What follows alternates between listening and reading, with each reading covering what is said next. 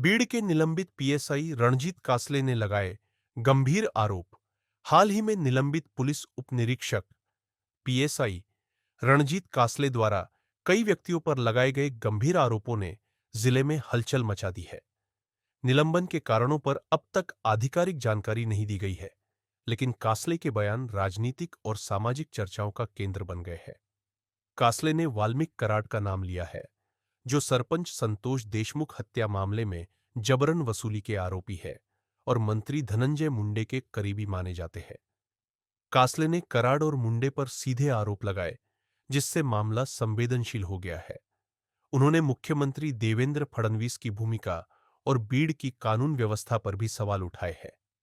इसके अलावा कासले ने गुजरात के एक बिल्डर गुप्ता पर भी संलिप्तता के आरोप लगाए हैं, जिनसे जुड़े तथ्यों की पुष्टि अभी बाकी है। देखिए, मामला ऐसा है कि मैं महाराष्ट्र के बीड़ जिले में साइबर क्राइम में मैं सब इंस्पेक्टर था। कुछ केसेस मेरे पास इन्वेस्टिगेशन के लिए थे, तो मैं आया था सूरत, गुजरात में, गांधीनगर और अहमदाबाद उसकी तहकीकात तपास में। तो वहाँ पे मेरा 5 साल से एक दोस्त था, जिसका नाम है मुकेश नाहटा।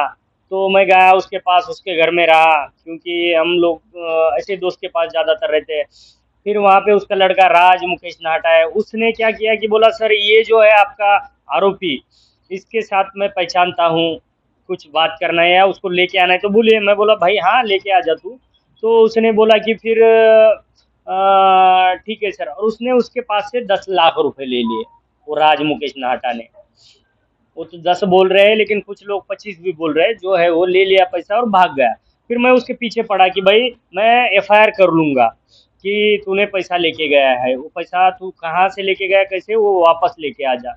तो फिर वो मुकेश नाहटा जो 5 साल से दोस्त था, बिल्डर है, 5,000 करोड़ का मालिक है, तो उसने क्या किया कि भाई छोड़ दे, बेटे ने पैसा लेके गया है मेरे, छोड़ दे, तू तू तेरा काम कर दे। मैं बोला कैसा छोड़ दूँ, वो आरोपी नहीं, कुछ नहीं, क्या नहीं है। तो फिर उनकी बीवी ने बोला कि इसको 6 घंटे में सस्पेंड कर दो। मुकेश नाहटा की बीवी ने, जो सूरत का बिल्डर है, 5,000 करोड़ का मालिक। तो उन्होंने उनके जो पार्टनर है निखिल गुप्ता, महाराष्ट्र के additional DG law and order है, तो फिर उनको फ़ोन किया और बोले कि ये जो बंदा है सब इंस्पेक्टर, इसको 6 घंटे में, 12 घंटे में सस्पेंड कर दो। तो उन्होंने कुछ इंक्वायरी नहीं, कुछ नहीं किया, और एक इस पे मेरे को सस्पेंड कर दिया 6 घंटे में। फिर मैंने ठीक है बोला, फिर मैंने आवाज़ उठाया, फिर सबकी पोल खोलना चालू कर दिया मैंने। फिर जो जो 2 साल से मेरे ऊपर अन्याय हो रहे थे, मैं जो सहन कर रहा था, वो सब मैंने बाहर निकाल दिया। कि जैसे ही अभी पहले तो सस्पेंड किसने किया, निखिल गुप्ता, जो है मुकेश नाहटा, सूरत का बिल्डर है, सूरत का, उसका पार्टनर है निधि अपार्टमेंट, राज अपार्टमेंट, राज शॉपिंग सेंटर का मालिक है निखिल गुप्ता, जो एडीजी है आईपीएस। उन्होंने मुझे सस्पेंड कर दिया, जो मुकेश नाहटा की बीवी के कहने पर। तो उसने 6 घंटे में ही सस्पेंड कर दिया, कुछ नहीं, तपास नहीं, कुछ ऑर्डर नहीं, इंक्वायरी नहीं, कुछ नहीं, कुछ नहीं। फिर मैंने, मेरे पास जो 2 साल से मेरे ऊपर अन्याय हो रहे थे, वो सब मैंने बाहर निकाल दिया, कुछ मीडिया, कुछ सोशल मीडिया के थ्रू। तो उसमें से एक सबसे बड़ा मेरा आरोप है गवर्नमेंट के ऊपर, जो मेरा परळी विधानसभा मतदार संघ में ड्यूटी था, जो उस दिन मैं ड्यूटी पे था। ईवीएम मशीन जो रहता है, जो लोग बोलते हैं ईमानदार है, ईमानदार है, ईमानदार से महाराष्ट्र गवर्नमेंट सरकार नहीं आई है, वो तो मैं अभी बोल दूंगा आपको। तो वहाँ पे मेरा ड्यूटी लगा था ईवीएम मशीन के पास। तो ईवीएम मशीन के पास ड्यूटी लगा, तो रात में मुझे चेंज कर दिया। लोगों को पता चला कि ये जो सब इंस्पेक्टर है वो किसी के बाप का नहीं सुनता है, तो उन्होंने मुझे चेंज कर दिया, वहाँ से ड्यूटी से ऑफ दे दिया, बोले तुम रिजर्व है, ऑफ। ठीक है बोला भाई। दूसरे दिन, उसी दिन मेरे अकाउंट में पगार, सैलरी के अकाउंट में, धनंजय मुंडे जो मिनिस्टर है महाराष्ट्र के, उनके अकाउंट से मेरे अकाउंट में 10 लाख रुपए भेज दिए, कंस्ट्रक्शन अकाउंट से। तो मैंने चेक किया, मैसेज आया, तो फिर उसमें से भी 7.5 लाख आज तक वापिस दिए हैं। तो 10 लाख मिनिस्टर के अकाउंट में उसी दिन, जिस दिन चुनाव रहता है, क्यों आए भाई साहब, तहकीकात करो। दूसरे दिन मेरे को आराम दिया। दूसरे दिन मेरे को लेके गए 4 बंदे, इमोशनल किडनैपिंग करके। इमोशनल मतलब आपने ये तो सुना होगा इमोशनल ब्लैकमेलिंग, लेकिन इमोशनल किडनैपिंग जो सुना है वो पहला वर्ड है, मुझे किया। 4 लोगों ने लेके गया, सोलापुर जिले में मेरे को 4 बजे छोड़ दिया। वहां से फिर मैंने एक दोस्त से मदद मांग ली, भाई बचाओ मुझे। फिर मेरे को वहां से मैं बच गया। लेकिन मेरा जो लोकेशन है, मेरे नंबर के, दोनों नंबर के लोकेशन देख लो आप, झूठ आए तो फिर मेरे ऊपर कार्रवाई करना, मुझे अंदर डाल देना।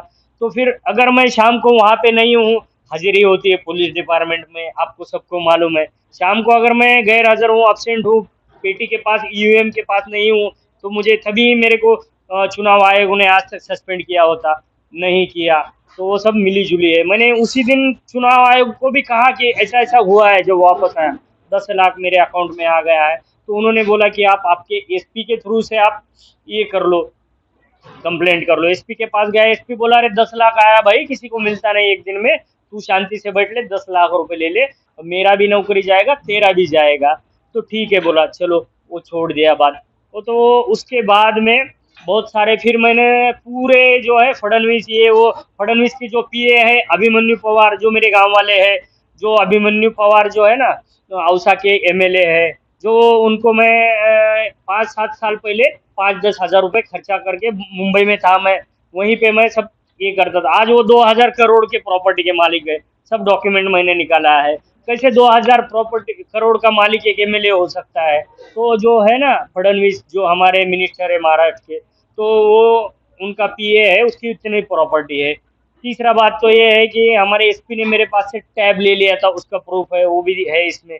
वो तो छोटी बात है, टैब लेना, एसपी तो ले लेते हैं छोटे ये ऑफिसर से। बताइए कि आपने दिल्ली को क्यों चुना, और दिल्ली में ये हाँ। प्रक्रिया है, जंतर मंतर पर अपना धरना दे सकते थे या प्रेस क्लब को चुन सकते थे, आपने ये जो लोकेशन चुनी उसका क्या कारण है? दिल्ली और आप अभी तक कोर्ट में क्यों नहीं गए, किसका इंतजार कर रहे हैं? देखिए, मिनिस्टर के अकाउंट से आता है जिस दिन चुनाव है, इससे बड़ा क्या प्रूफ दूं? छोटे छोटे प्रूफ तो बहुत सारे। आपने उनसे पैसा मांगा?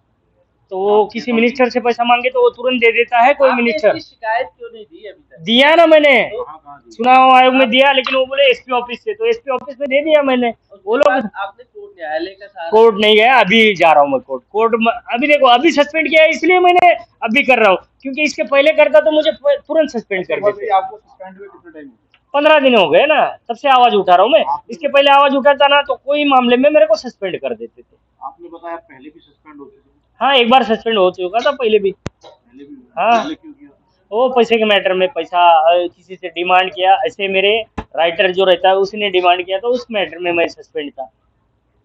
अच्छा, आपके ऊपर ऐसे आरोप क्यों लगते हैं? बार बार आपके पास पैसा आता है या आपके ऊपर पैसे का आरोप लगता है, ऐसा क्यों? देखो, मैं हर चीज में सख्त हूँ, एकदम जो कानून है दुनिया को, लोगों को सुनाता हूँ। हर चीज में, हर मिनिस्टर या किसी की बात नहीं सुनता हूँ मैं। मतलब जब से मैं कानून में आया तब से किसी की बात नहीं सुनता हूँ। तो मेरे ऊपर आरोप तो होते ही है ना। जैसे कि एक सिंघम पिक्चर आई थी, ऐसे हाँ, मैंने तो मेरे दे दिया है कि भाई मैं अब, मैंने तो पहले ही बोला है, मैं अब झुकेगा नहीं साला, मैं कहीं पे झुकूंगा नहीं। तो देखो, आपको लगता है कि आपको अपनी ईमानदारी का खामियाजा भुगतना पड़ा? हाँ, ईमानदारी का खामियाजा ही अब भुगतना पड़ रहा है। जहाँ 5-10 हज़ार मैंने कभी जिंदगी में लिए ना, वो बाहर नहीं आया, और जब ईमानदारी करता हूँ वो बाहर आता है। ऐसा ही हो रहा है मेरे साथ। आपको ये भी लग रहा है आपकी जान को खतरा है? हाँ, जान को खतरा है। मेरी गाड़ी फोड़ दी थी, न्यूज पे भी है, TV9 पे, पीछे से हमला हुआ था। यहाँ पे गुड़गांव में 3 आदमी आए थे, पुलिस को पकड़ के, रिकॉर्डिंग है, पुलिस के पास दे दिया। 3 आदमी महाराष्ट्र की पासिंग की गाड़ी लेके आए थे। एक बात और बताइए कि आपकी स्पोर्ट में अभी तक कौन आया, आपके साथ कौन खड़ा?